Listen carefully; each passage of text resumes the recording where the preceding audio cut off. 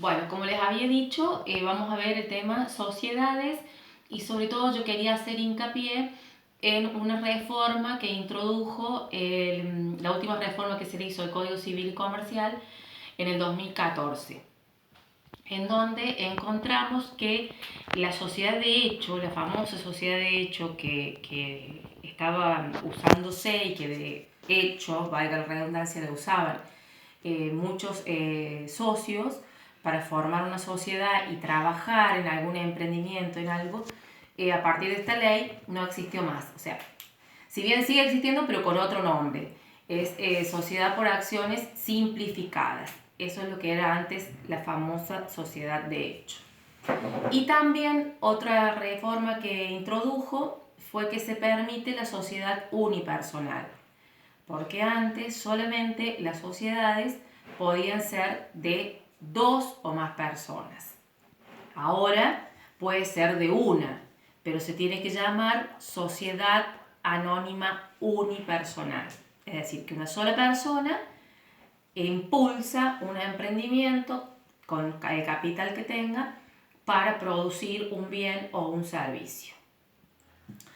Esto es en cuanto a las dos reformas importantes que les digo que el código introdujo y unificó, el código civil y el comercial. Bien, ahora yo quiero explicarles cómo se crea, cómo se le da vida a una sociedad. Una sociedad nace o le damos vida a través de un contrato societario. Este contrato societario puede tener la forma de instrumento público o la forma de instrumento privado. Si decimos que se ha hecho el contrato societario por un instrumento público, es cuando ha sido realizado ante un oficial público, es decir, un escribano, y todos los socios lo han firmado. Cuando es por un instrumento privado, solamente han participado los socios en forma privada y han firmado este contrato societario que le da vida a una sociedad. Pero para que haya sociedad, dijimos, tiene que haber una o más personas que realicen aportes, es decir, dinero o aportes en especie, que puede ser una máquina, un inmueble, etc. Tienen que hacerlo por una forma organizada y adoptar un tipo legal de lo que la ley prevé, es decir, ser una SA, una SRL, etcétera, etcétera. Ya vamos a ver los distintos tipos sociales que prevé la ley. Y van a tener un objetivo, que va a ser producir un bien o intercambiar un servicio. Y también tienen el ánimo y el fin más importante, que es el de lucro, es decir, que van a obtener ganancias y también van a tener que soportar las pérdidas.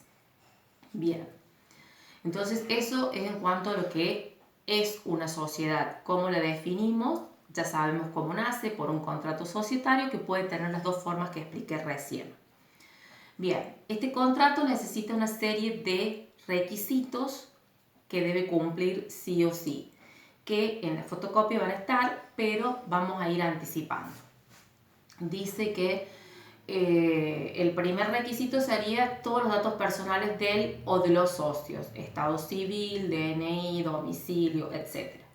El segundo requisito hace referencia al objeto de la sociedad, es decir, que debe estar claro y determinado cuál es el objeto para el que la sociedad se constituye, qué quiere hacer la sociedad.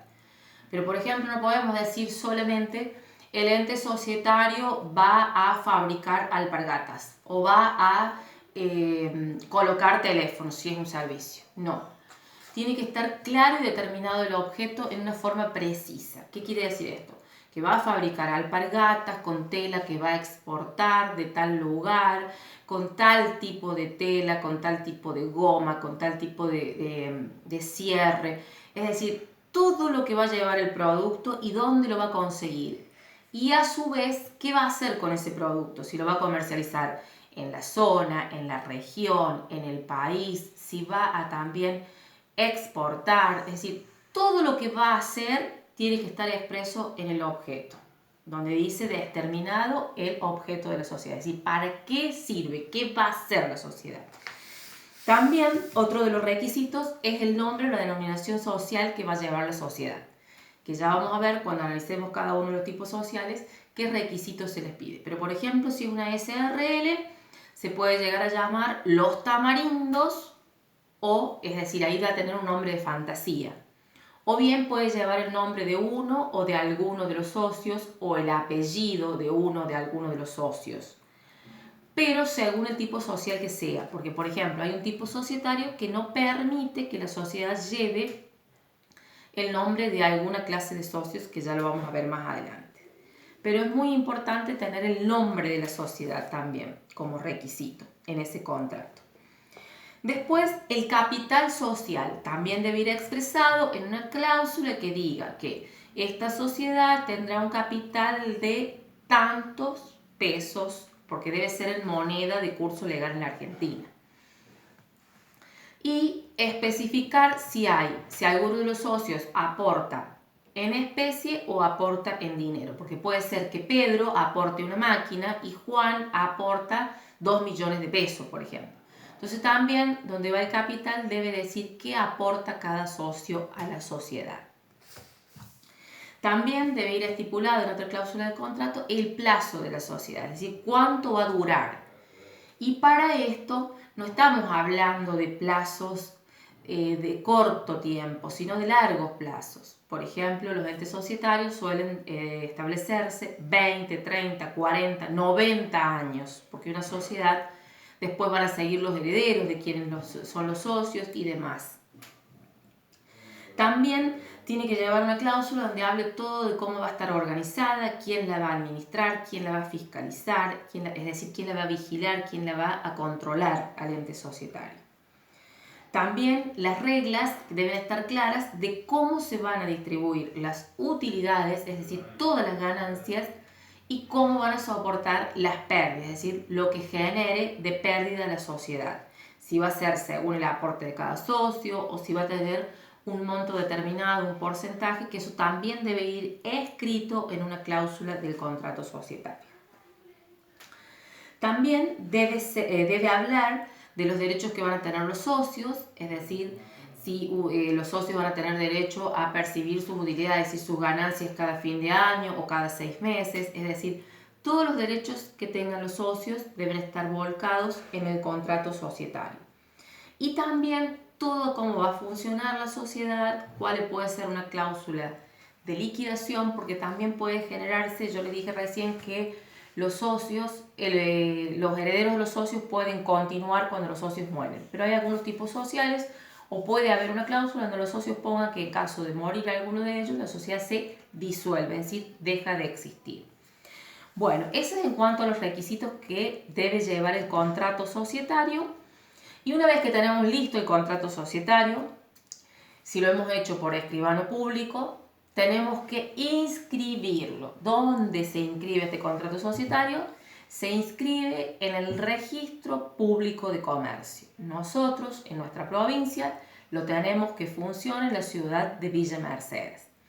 Ahí tenemos que llevar el contrato y otros requisitos más que de acuerdo al tipo social les voy a ir explicando, para que a partir de la inscripción del contrato social en el registro público de comercio la sociedad ya empiece a funcionar o tenga vida. A partir de ese día ya está inscripta como sociedad. Pasa lo mismo que nosotros las personas físicas cuando nacemos, ¿a dónde llevamos el certificado de nacimiento? Al registro de estado civil y capacidad de las personas. Y a partir de que nos inscriben ahí tenemos un nombre y un DNI. Es decir, somos reconocidos como persona física como corresponde legalmente. En este caso, con las sociedades que son personas jurídicas, tienen ese registro en donde se les registra y de ahí pueden empezar a funcionar o a tener vida. Bueno, eso es lo que les quería decir en cuanto a lo que es la sociedad. Y por último, decir que si el contrato se hizo en forma privada por los socios, antes de llevarlo a inscribir al registro público de comercio, debemos hacerlo ratificar por cada uno de los socios y que un escribano certifique la firma. Recién ahí el registro lo va a tomar. Bueno, así que eso sería lo que es la clase de cómo nace la sociedad y voy a estar pasándole fotocopia con unas consignas para que ustedes puedan resolverlas en la carpeta. Que tengan buenas tardes.